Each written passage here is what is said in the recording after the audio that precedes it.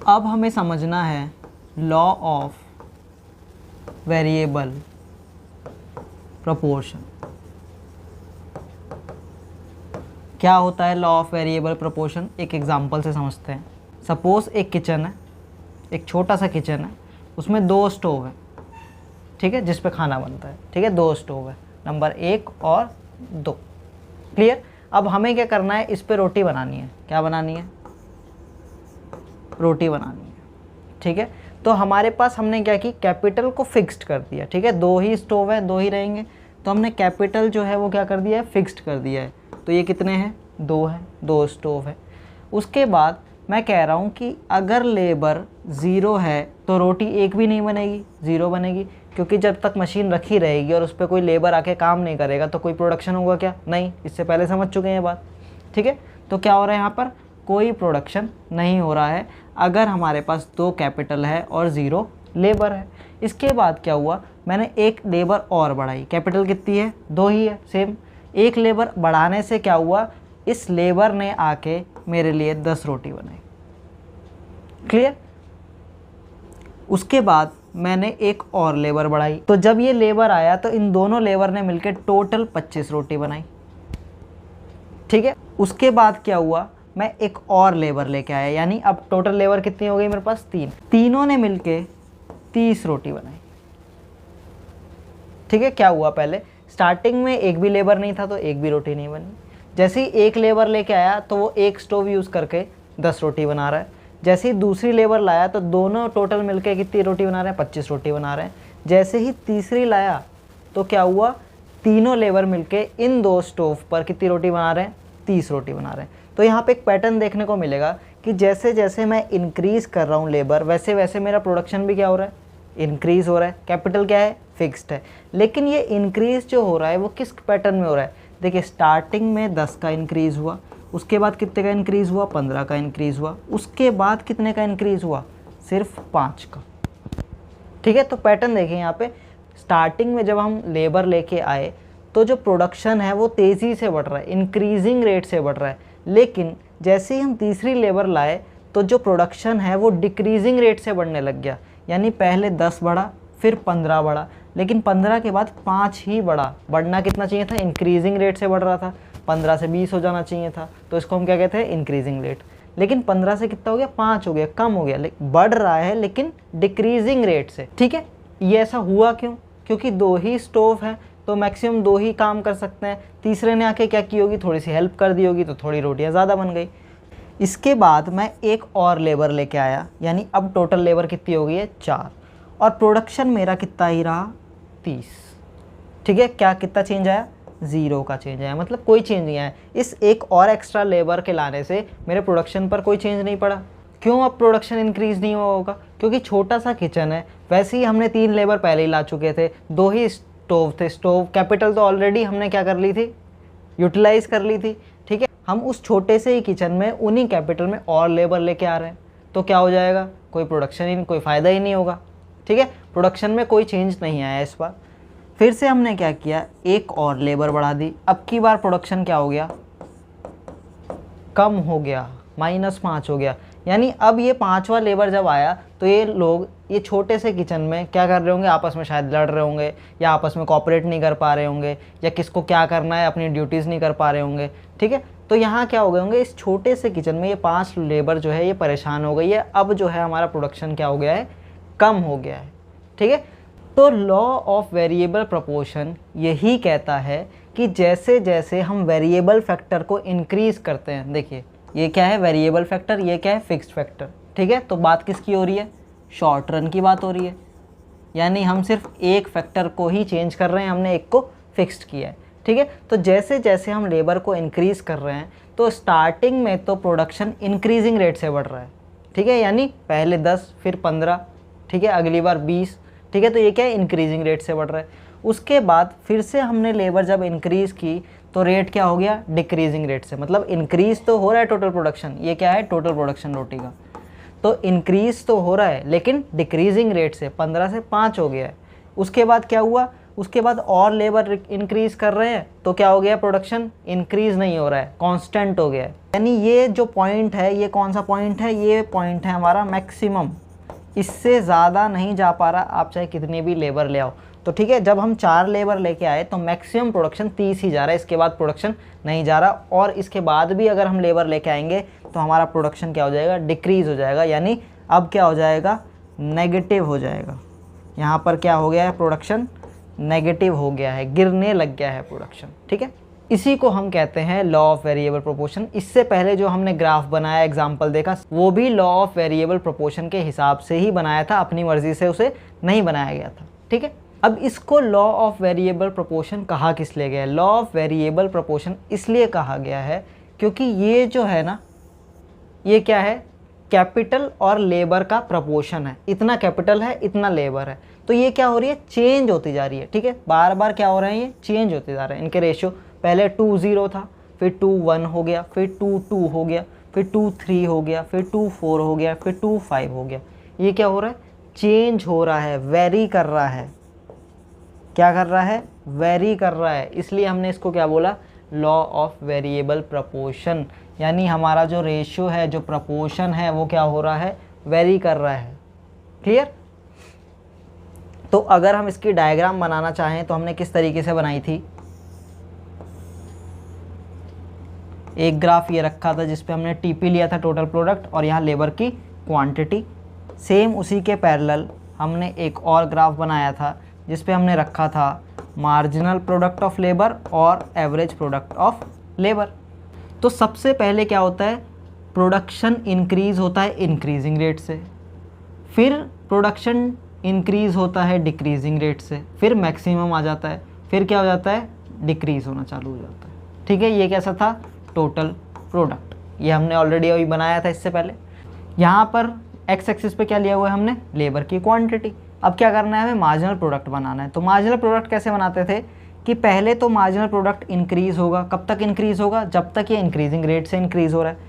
उसके बाद marginal product decrease होना चालू हो जाएगा, और डिक्रीज कब तक होगा, जब तक टोटल प्रोडक्ट मैक्सिमम होगा, तब हमारा क्या हो जाएगा, मार्जिनल प्रोडक्ट 0 हो जाएगा। और उसके बाद जब टोटल प्रोडक्ट डिक्रीज होगा तो मार्जिनल प्रोडक्ट क्या हो जाएगा, नेगेटिव हो जाएगा। यही बनाया था अभी हमने थोड़ी देर पहले। उसके साथ हमने क्या बनाया था, average product of labour. Average product of labour क्या करता है, मार्जिनल प्रोडक्ट के साथ साथ इंक्रीज करता है, लेकिन मार्जिनल प्रोडक्ट से कम रहता है। और जब एवरेज प्रोडक्ट मैक्सिमम हो जाता है तो ये किसके बराबर आ जाता है, मार्जिनल प्रोडक्ट के बराबर आ जाता है। और उसके बाद डिक्रीज होना चालू हो जाता है, लेकिन मार्जिनल प्रोडक्ट से ऊपर ही रहता है। क्लियर। ये क्या है हमारा, एवरेज प्रोडक्ट ऑफ लेबर। इसमें हमें कुछ बातें ध्यान रखनी थी, कौन कौन सी, ये वाला पॉइंट क्या है, मैक्सिमम। यहाँ पर टीपी क्या है, मैक्सिमम। यहाँ पर मार्जिनल प्रोडक्ट क्या है, 0। ठीक है।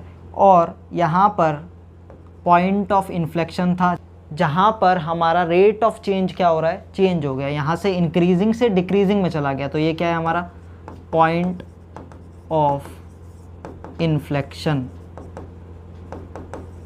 यानी कि यहाँ से क्या हो रहा है, चेंज हो गया, इंक्रीजिंग से हम डिक्रीजिंग पे चले गए हैं। ठीक है। इसके बाद क्या होता था, इसके बाद हम 3 स्टेजेस बनाते थे। कौन कौन सी, सबसे पहली स्टेज यहाँ तक की होती है,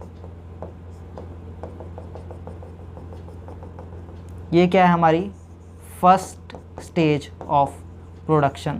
इसके बाद हमारी सेकंड स्टेज क्या होती थी, यहाँ से लेकर यहाँ तक 0 तक, ये क्या है हमारी सेकंड स्टेज। और 0 से लेके उसके आगे तक क्या है हमारी थर्ड स्टेज। ये हमने इससे पहले भी पढ़ा था। वेरिएबल प्रोपोर्शन भी सेम चीज़ ही है जो हमने पहले बनाई थी, लेकिन यहाँ पर हम दोबारा से उसको अलग से पढ़ रहे हैं, law of variable proportion. Clear. अब इसकी डेफिनेशन लिख लेते हैं। एज पर द लॉ,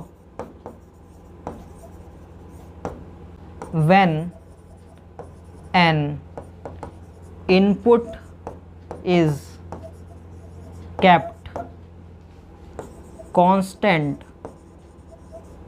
मान लेते हैं ये है कैपिटल, हमने कैपिटल को क्या किया है, कांस्टेंट रख लिया है, and other input is increased, क्या किया हमने, एक को कांस्टेंट रख लिया और एक को क्या कर लिया, इंक्रीज कर लिया। मान लेते हैं ये हो गई हमारी लेबर, हमने लेबर को इंक्रीज किया। Then total production passes through 3 stages।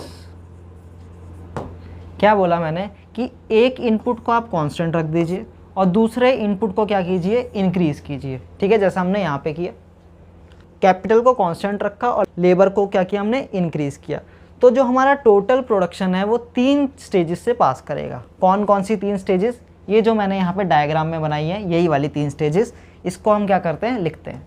तो सबसे पहली स्टेज है स्टेज 1। इसमें क्या होता है, total production increases eight increasing rate. सबसे पहले क्या होता है, टोटल प्रोडक्शन इंक्रीज होता है इंक्रीजिंग रेट से, हायर स्पीड से।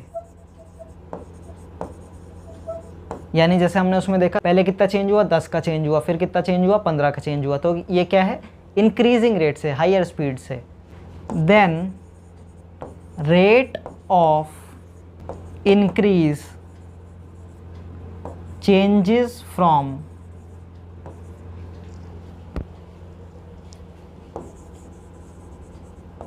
Increasing to decreasing. क्लियर, क्या होता है कि सबसे पहले टोटल प्रोडक्शन इंक्रीज होता है इंक्रीजिंग रेट से, उसके बाद क्या होता है कि जो इंक्रीजिंग रेट है वो किस में चेंज हो जाता है, डिक्रीजिंग रेट में चेंज हो जाता है। यहाँ पर अगर आप देखेंगे तो यहाँ तक तो इंक्रीज हुआ, उसके बाद इंक्रीज तो हो रहा है लेकिन डिक्रीजिंग रेट से इंक्रीज हो रहा है। ठीक है, तो फर्स्ट स्टेज हमारी ये होती है। और ये होता क्यों है, बिकॉज मार्जिनल प्रोडक्ट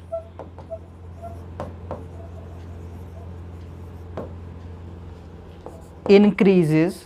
सबसे पहले क्या होता है, मार्जिनल प्रोडक्ट इंक्रीज होता है एंड रीचेस एट मैक्सिमम। क्या होता है, सबसे पहले मार्जिनल प्रोडक्ट इंक्रीज होता है, फिर मैक्सिमम पे जाता है, फिर क्या होने लग जाता है, डिमिनिशिंग होने लग जाता है। Reaches at maximum then starts decreasing. उसके बाद क्या हो जाता है, मार्जिनल प्रोडक्ट डिक्रीज होना चालू हो जाता है। तो ठीक है, हमने क्या की, फर्स्ट स्टेज पूरी कवर कर ली। क्या बोला हमने, टोटल प्रोडक्ट स्टार्टिंग में इंक्रीज होगा इंक्रीजिंग रेट से, उसके बाद क्या हो जाएगा, इंक्रीज तो होगा टोटल प्रोडक्शन लेकिन उसके बाद डिक्रीजिंग रेट से इंक्रीज होगा। क्यों होता है ऐसा, क्योंकि स्टार्टिंग में मार्जिनल प्रोडक्ट क्या होता है, इंक्रीज होता है, उसके बाद वो मैक्सिमम पे जाने के बाद वो डिक्रीज होना स्टार्ट हो जाता है। ठीक है, ये हो गई हमारी फर्स्ट स्टेज। सेकेंड स्टेज में क्या होता है, सेकेंड स्टेज में होता है टोटल प्रोडक्शन यहाँ पर क्या हो रहा है, इंक्रीज हो रहा है लेकिन डिक्रीजिंग रेट से। तो यही बात हम लिख देंगे यहाँ पे, total production increases eight decreasing rate. Decreasing rate से बढ़ रहा है, यानी कि लोअर स्पीड, स्पीड क्या है, कम है, धीरे धीरे बढ़ रहा है, बढ़ तो रहा है लेकिन धीरे धीरे। ठीक है, and reaches maximum. Decreasing rate से टोटल प्रोडक्शन इंक्रीज होगा और मैक्सिमम तक पहुंच जाएगा। देखिए डायग्राम में, डिक्रीजिंग रेट से इंक्रीज होगा और मैक्सिमम तक पहुंच जाएगा। और ऐसा क्यों होगा, बिकॉज मार्जिनल प्रोडक्ट डिक्रीजेस। ऐसा क्यों हुआ, क्योंकि मार्जिनल प्रोडक्ट क्या हो रहा है, डिक्रीज हो रहा है। सेकेंड स्टेज में मार्जिनल प्रोडक्ट क्या हो रहा है, डिक्रीज हो रहा है। टोटल प्रोडक्ट क्या हो रहा है, इंक्रीज हो रहा है, और इंक्रीज होते होते मैक्सिमम पे पहुंच गया है। और मैक्सिमम पे जाते जाते कौन से रेट से इंक्रीज हो रहा है, ये डिक्रीजिंग रेट से इंक्रीज हो रहा है। क्लियर, तो सेकेंड स्टेज हमारी ये हो गई। थर्ड स्टेज क्या है हमारी, स्टेज 3। स्टेज 3 में क्या होता है, total production falls because marginal product becomes negative, क्योंकि मार्जिनल प्रोडक्ट नेगेटिव हो जाता है तो हमारा टोटल प्रोडक्शन क्या हो जाता है, गिरना चालू हो जाता है। डायग्राम में आप देख सकते हैं यहाँ पे टोटल प्रोडक्ट क्या हो गया, यहाँ से गिरना स्टार्ट हो गया है। और क्यों गिर रहा है ये, क्योंकि जो हमारा मार्जिनल प्रोडक्ट है वो क्या हो रहा है, नेगेटिव हो गया। क्लियर। तो ये है 3 स्टेजेस किसकी, लॉ ऑफ वेरिएबल प्रपोर्शन की। क्लियर। इसके बाद इसके कुछ अजम्पशंस ध्यान रखने हैं हमें। Assumptions of law of variable proportion. क्या अजम्पशन है, सबसे पहला अजम्पशन है there should be short run. क्या होना चाहिए, शॉर्ट रन होना चाहिए, यानी एक फैक्टर ऑफ प्रोडक्शन फिक्स्ड होना चाहिए और दूसरा फैक्टर ऑफ प्रोडक्शन चेंज होगा। ठीक है। इस केस में क्या किया हमने, लेबर को चेंज किया और कैपिटल को क्या कर दिया, फिक्स्ड कर दिया। सेकंड अजम्पशन है technology is constant and given. Technology हमें इस पूरे टाइम पीरियड में, जितने टाइम पीरियड में हमने क्या किया, प्रोडक्शन किया, इस पूरे टाइम पीरियड में टेक्नोलॉजी क्या है, कांस्टेंट है और गिवन है। ठीक है। ऐसा नहीं कर सकते हम यहाँ तक प्रोडक्शन आ गया उसके बाद हमने टेक्नोलॉजी बढ़ा दी और प्रोडक्शन इंक्रीज़ कर लिया, और या टेक्नोलॉजी चेंज कर दी। ठीक है। या टेक्नोलॉजी ख़राब हो गई। तो इस पूरे पीरियड में टेक्नोलॉजी क्या है, कांस्टेंट ही रहेगी थ्रू आउट। ठीक है। और वो क्या है, गिवन है। तो सेकंड अजम्पशन हो गया हमारा technology is given and constant. Third assumption है each and every input added should be equally efficient. यानी हम जितनी भी लेबर ऐड करते जा रहे हैं वो इक्वली एफिशिएंट होनी चाहिए। यानी कि ऐसा नहीं होना चाहिए एक हमने बच्चा लेबर एम्प्लॉय कर दिया और एक हमने अडल्ट लेबर एम्प्लॉय कर लिया, तो दोनों की एफिशिएंसी तो अलग अलग हो जाएगी। ये कम काम कर पाएगा, ये ज़्यादा काम कर पाएगा। ठीक है। तो हमें इस तरीके से काम नहीं करना है। हमें 2 एक तरह के अडल्ट ही लेने हैं, 2 एक तरह के लेबर ही लेने हैं जो सेम तरीके का काम करते हों। क्लियर। तो क्या करना है, हमें जितने भी इनपुट हम ऐड करते जाएंगे वो सारे इक्वली एफिशिएंट होने चाहिए। ठीक है। ये अजम्पशन ध्यान में रख के हमें लॉ ऑफ वेरिएबल प्रोपोर्शन की बात करनी है। अब ये जो हम सिनेरियो देख रहे हैं ये पूरे प्रोडक्शन का सिनेरियो है। किसका सिनेरियो है, प्रोडक्शन का सिनेरियो। तो ये जो हमने 3 स्टेजेस बनाई, इनमें से हमें अब प्रोडक्शन करना कहाँ पर चाहिए। ठीक है। प्रॉब्लम क्या आती है हमें अब कि इन तीनों स्टेजेस में हमें प्रोडक्शन करना कहाँ पर है, कहाँ पर जाके हम प्रोडक्शन रोक दें या कहाँ पर जाके हम प्रोडक्शन शुरू करें या कहाँ तक हम प्रोडक्शन को करें। अब ये प्रॉब्लम आती है। ठीक है। तो अब हमें समझना है एक्चुअल स्टेज ऑफ प्रोडक्शन, यानी कौन सी स्टेज में हम प्रोडक्शन करें। तीनों स्टेज हमने समझ लिए। तो अगर हम सबसे पहले स्टेज 3 की बात करें तो स्टेज 3 में आप देखेंगे कि जो प्रोडक्शन है वो क्या हो रहा है, डिक्रीज़ हो रहा है।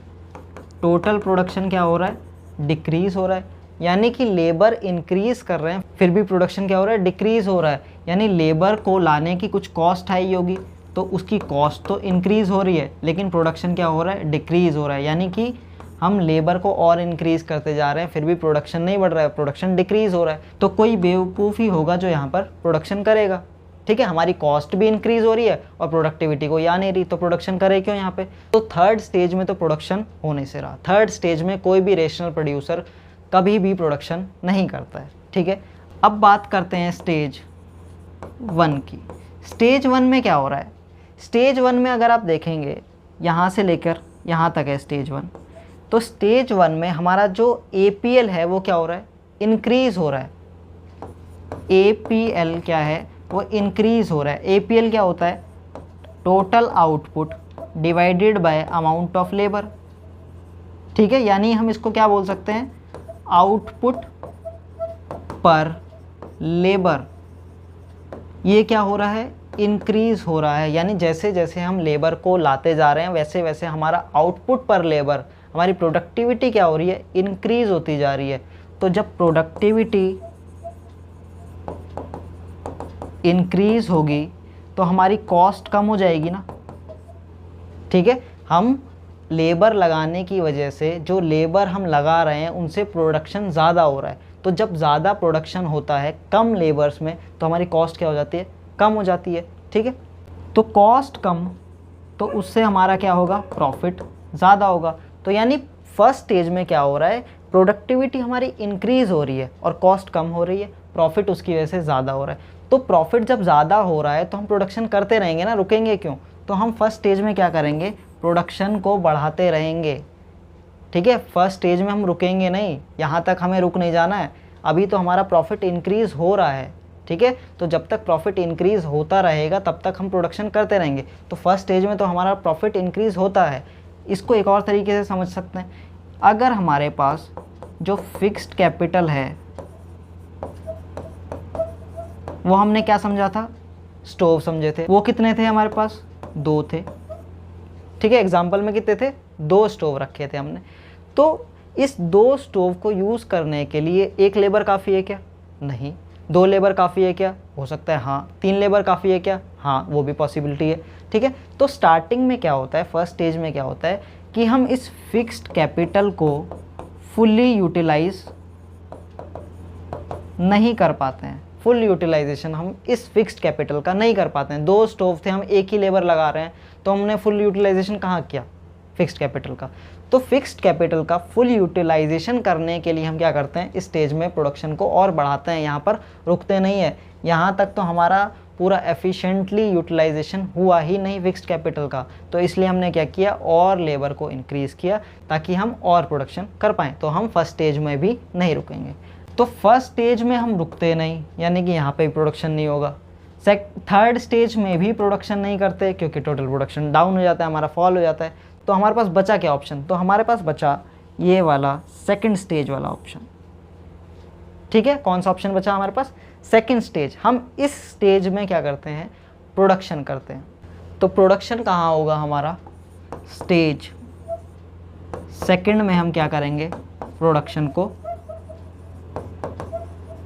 करेंगे, ठीक है। और यहाँ पर क्या होता है, मार्जिनल प्रोडक्ट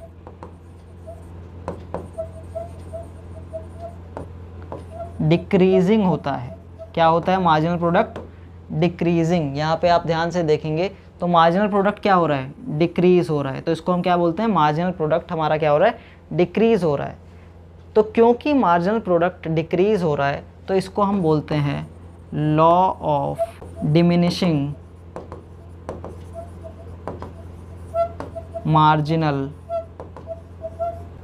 रिटर्न्स। क्या हो रहा है यहाँ पर, सेकंड स्टेज में जो हमारा मार्जिनल प्रोडक्ट है वो डिक्रीज होता है, इसलिए हम इसको क्या बोलते हैं, law of diminishing marginal return. तो क्योंकि हमारा जो प्रोडक्शन है सेकंड स्टेज में होता है तो इसलिए हम लॉ ऑफ वेरिएबल प्रोडक्शन को क्या कहते हैं, लॉ ऑफ डिमिनिशिंग रिटर्न्स भी कहते हैं। क्लियर है ये बात, ठीक है। अब ये जो हमने स्टेजेस देखी, फर्स्ट स्टेज, इसमें हमने क्या देखा कि इंक्रीजिंग रिटर्न्स होते हैं, इंक्रीजिंग रिटर्न्स, यानी टोटल प्रोडक्शन क्या होता है, इंक्रीज होता है इंक्रीजिंग रेट से। इसलिए हमने फर्स्ट स्टेज को क्या कहा, इंक्रीजिंग रिटर्न्स वाली स्टेज कहा, ठीक है। यहाँ पर क्या होता है, इंक्रीजिंग रिटर्न्स होते हैं, ठीक है। अब हमें समझना है इनके रीजंस क्या हैं। फर्स्ट स्टेज में ऐसा क्यों होता है कि प्रोडक्शन जो है वो मोस्टली इंक्रीजिंग रेट से इंक्रीज होता है। तो पहला रीज़न है इसका better utilisation of fixed factor. क्या मतलब हुआ कि जैसे जैसे हम लेबर को इंक्रीज़ कर रहे थे वैसे वैसे हम क्या कर रहे थे, फिक्स्ड फैक्टर को ज़्यादा अच्छे से यूटिलाइज कर पा रहे थे। यानी हमारे पास 2 स्टोव थे, अगर 1 लेबर लगाते तो 1 स्टोव तो बेकार चला जाता। इसलिए हमने क्या किया, लेबर को इंक्रीज़ किया, जो फिक्स्ड फैक्टर थे उनको अच्छे से यूटिलाइज करने के लिए हमने क्या किया, लेबर को इंक्रीज़ किया, जिसकी वजह से क्या आ रहा है, हमारा इंक्रीजिंग रिटर्न आ रहा है। अगर अकेला लेबर काम कर रहा होता तो सिर्फ 10 का प्रोडक्शन हो रहा होता, इसलिए हमने क्या किया, दूसरा लेबर लेके आए और उसकी वजह से हमारा प्रोडक्शन कितना हो गया, 25 का हो गया। ठीक है, तो ये क्या है, इंक्रीजिंग रिटर्न्स है। लेबर लेके आए तो हमारा फिक्स्ड फैक्टर का जो यूटिलाइजेशन है वो अच्छे से होने लग गया। ठीक है, सेकंड है increased efficiency of variable factor. जैसे जैसे हम क्या कर रहे थे, लेबर को इंक्रीज़ कर रहे थे, तो हमारा जो APL है वो क्या हो रहा था, इंक्रीज़ हो रहा था। इसका क्या मतलब है, लेबर की एफिशिएंसी इंक्रीज़ हो रही है, आउटपुट पर लेबर इंक्रीज़ हो रहा है। तो जैसे जैसे हम और लेबर लेके आ रहे हैं तो उनकी पर लेबर प्रोडक्टिविटी क्या हो रही है, इंक्रीज़ हो रही है, इसलिए क्या हो रही है, एफिशिएंसी हमारी इंक्रीज़ हो रही है। और क्योंकि एफिशिएंसी लेबर की इंक्रीज़ हो रही है तो हमारी प्रोडक्टिविटी भी इंक्रीज़ हो रही है। ठीक है, थर्ड रीज़न है large size of fixed factor. हमने यहाँ पर जो एग्जांपल लिया वो किचन का लिया, और किचन में हमने सिर्फ रखे 2 स्टोव। ये क्या था, समझने के लिए। बट इन जनरल अगर आप प्रोडक्शन की बात करें तो प्रोडक्शन किस में हो रहा होता है, फैक्ट्री में हो रहा होता है। ठीक है, तो फैक्ट्री क्या होती है, लार्ज साइज़ होती है, और उसमें जो मशीनरी रखी जाती हैं वो भी क्या होती हैं, बहुत बड़ी बड़ी होती है। और इसी तरीके से जो प्रोडक्शन है, मान लेते हैं एग्रीकल्चरल लैंड में होता है, तो एग्रीकल्चरल लैंड ये है हमारे पास 10 हेक्टेयर का। ठीक है, 10 हेक्टेयर्स का हमारे पास एग्रीकल्चरल लैंड है, और अगर हम इसमें एक लेबर लगाएं तो क्या हमारी प्रोडक्टिविटी अच्छी होगी, बिल्कुल भी नहीं। तो यानी कि क्योंकि हमारा जो फिक्स्ड फैक्टर है वो बहुत लार्ज साइज़ होता है जब हम प्रोडक्शन करते हैं, तो इस फिक्स्ड फैक्टर को प्रॉपरली अगर यूटिलाइज़ करना है हमें, तो क्या करना पड़ेगा, लेबर को इंक्रीज़ करना पड़ेगा। और जैसे जैसे हम लेबर को इंक्रीज़ करते जाएंगे इसकी प्रोडक्टिविटी क्या होती जाएगी, इंक्रीज़ होती जाएगी, इसलिए हमारा टोटल प्रोडक्शन क्या होगा, इंक्रीज़ होगा फर्स्ट स्टेज में। ठीक है, इसके बाद हम बात करते हैं सेकंड स्टेज की। सेकंड स्टेज में क्या होता है, डिक्रीजिंग रिटर्न्स, यानी टोटल प्रोडक्शन इंक्रीज तो हो रहा होता है लेकिन डिक्रीजिंग रेट से। अब ये डिक्रीजिंग रेट्स के रीज़न क्या हैं, ठीक है, ऐसा क्यों होता है कि हमारा जो टोटल प्रोडक्शन है वो इंक्रीज़ होगा लेकिन डिक्रीजिंग रेट से। तो सबसे पहला रीज़न है optimum combination of factors. Second stage में हम क्या कर रहे होते हैं, ऑप्टिमम कॉम्बिनेशन ऑफ फैक्टर्स को ढूंढ रहे होते हैं। ठीक है, इसकी क्या कर रहे होते हैं, हम सर्च में होते हैं कि हमें कोई बेस्ट ऑप्टिमम कॉम्बिनेशन मिल जाए जहां पर हमारा टोटल प्रोडक्शन क्या हो जाए, मैक्सिमम हो जाए। इसलिए क्या हो रहा है, हमारा जो टोटल प्रोडक्शन है वो डिक्रीजिंग रेट से इंक्रीज़ हो रहा है। मतलब हम अभी सर्च में हैं, ढूंढ रहे हैं, हमें एक्चुअल नहीं पता है कि कहाँ पर टोटल प्रोडक्शन मैक्सिमम हो जाएगा। ठीक है, हम क्या कर रहे हैं, सर्च में, इसलिए हम और लेबर को लगाते जा रहे हैं ताकि हम देख पाएँ कि बेस्ट कॉम्बिनेशन हमें फैक्टर्स का कहाँ पर मिलेगा। सेकेंड पॉइंट है इम्परफेक्ट सब्स्टिट्यूट्स। क्या मतलब हुआ इसका, कि जो कैपिटल और लेबर हमने लगाई है, ये जो हमने फैक्टर्स लगाए हैं, फैक्टर्स ऑफ प्रोडक्शन, ये क्या होते हैं, हमारे इम्परफेक्ट सब्स्टिट्यूट होते हैं। यानी कुछ पॉइंट के बाद हम इनको सब्स्टिट्यूट नहीं कर सकते हैं। यानी स्टार्टिंग में तो हम क्या कर सकते हैं, इनको सब्स्टिट्यूट कर सकते हैं, कैपिटल की जगह लेबर लगा सकते हैं, लेबर की जगह कैपिटल लगा सकते हैं। लेकिन कुछ टाइम बाद क्या होता है कि हम कैपिटल को लेबर से सब्स्टिट्यूट नहीं कर सकते, लेबर को कैपिटल से सब्स्टिट्यूट नहीं कर सकते। यानी जितनी मशीनरी चाहिए हमें उतनी तो कम से कम लगेगी, या जितने लेबर चाहिए हमें उतने तो कम से कम लगेंगे ही लगेंगे। उसकी जगह हम मशीनरी नहीं ला सकते और कैपिटल की जगह हम लेबर नहीं ला सकते। तो एक पॉइंट ऑफ टाइम के बाद हमारा जो सब्स्टिट्यूशन है वो ख़त्म हो जाता है, किसमें, कैपिटल और लेबर में। ठीक है, अब क्योंकि हम कैपिटल और लेबर में सब्स्टिट्यूट नहीं कर पा रहे हैं तो हमारा प्रोडक्शन क्या हो जाएगा, डिक्रीजिंग रेट से इंक्रीज होगा। क्लियर। थर्ड स्टेज है नेगेटिव रिटर्न्स वाली। कैसी रिटर्न्स है इसमें, नेगेटिव है। मार्जिनल प्रोडक्ट कैसा हो गया है हमारा, नेगेटिव हो गया है, और टोटल प्रोडक्ट क्या हो रहा है, फॉल हो रहा है। तो ऐसा क्यों होता है, क्या है इसके रीजंस। सबसे पहला रीज़न है limitation of fixed factor.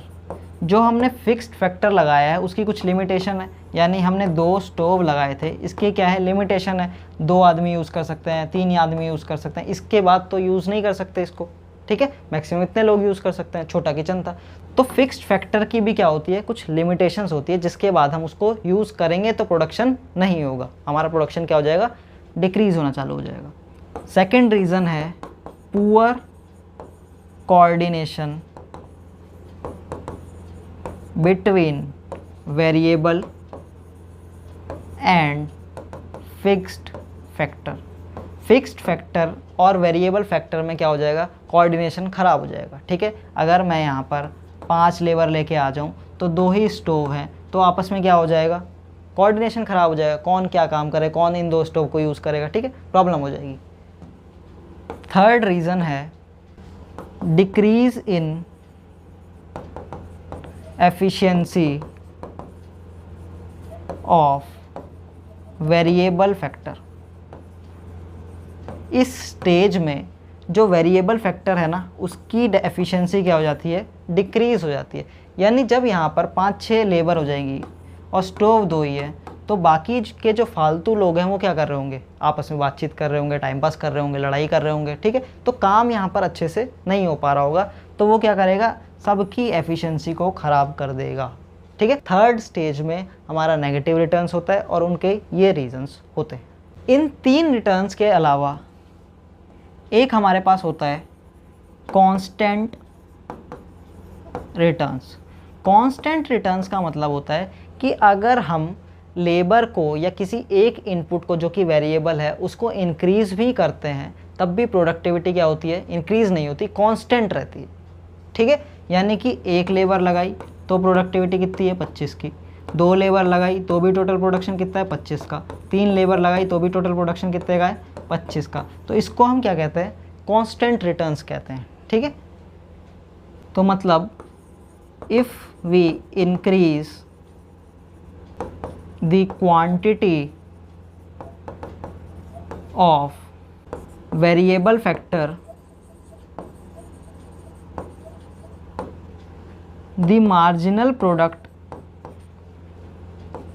neither increases nor decreases। यानी कि क्वांटिटी को अगर हम लेबर की इंक्रीज़ भी कर देंगे तो मार्जिनल प्रोडक्ट ना इंक्रीज़ होगा ना डिक्रीज़ होगा। तो ये जो टोटल प्रोडक्शन था ये क्या रहा, कांस्टेंट ही रहा ना, 25। ये क्यों रहा होगा, क्योंकि मार्जिनल प्रोडक्ट कितना है, 0 ही है, ठीक है। तो मार्जिनल प्रोडक्ट ना इंक्रीज़ हुआ ना डिक्रीज़ हुआ, इसलिए हमारा क्या हो गया, constant returns two factor. Clear. अब ये ऐसा होगा क्यों, ये ऐसा इसलिए होगा क्योंकि एक्शंस ऑफ